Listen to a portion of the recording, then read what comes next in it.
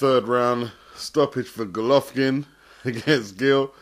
It was impressive. It was very impressive. And there can be no denying this. He's made a statement here by taking on the ex-IBF champion. It would have been more impressive if he had done it in a unification bout, but nevertheless he did what he had to do.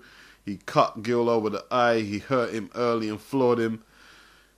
Geale was gesturing that the punches were hitting him on the back of the head.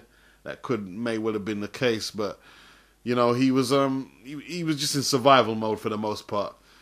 He was just in survival mode on the back foot, and he was brave. He was brave. He landed some punches. Golovkin can be hit. He can be hit. Golovkin is quite comfortable at cutting the ring down on opponents. There's no doubt about that. He's very comfortable. He's very subtle. He's well schooled. He's very confident in his own power. And this was a very good performance, man. What more can I... There's no over-analyzing this, you know. It was just a very good performance. A very good performance, you know. He was just getting the setup right all the time. When you saw Geale moving into the ropes, you knew he was in trouble. You knew he was in trouble, you know. Like, you don't want to take them body shots from my guy when you're backed up into the ropes. He's devastating. It has to be said. And I'm very impressed. I'm very impressed. We'll see what he does next. Does Quillen want any? Does Cotto want any? I'm not sure if any of them can beat him, to be honest. I'm not sure. So, I rank Golovkin as the top 160-pounder. He needs to beat a belt holder. And then I think he'll definitely be a pound-for-pound contender. That's just my opinion. Good performance. It was like a pea shooter against a tank at times. When they were trading punches, Geale just came up woefully short. Just didn't have the power. You know, he landed. He did land. He did land quite a lot, but the punches didn't have no effect. But I was saying that Geale is not a slickster, and there are no real slicksters at 160, so Golovkin could reign for quite a long time. It was a right hook that finished the job in the end.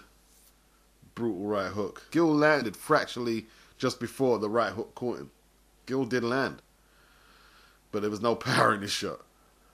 I'm not a boxing trainer. I'm not gonna start discussing, oh, this is how you beat him and this and that. There's two ways. Like, you can either push him back onto the ropes, smother out the power, maybe try that way, or you have to try and totally outslick him, you know.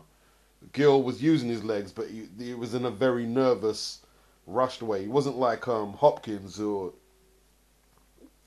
Floyd, who'd be planning that campaign for the whole 12 rounds until they break you down and see that you're in a vulnerable position, then they'll start coming forward. No, Geale was on survival mode, you know. I'm still not going to go overboard yet. Like I said, Geale was not top draw world class. He was world class, but I'm not going to go overboard. Good performance.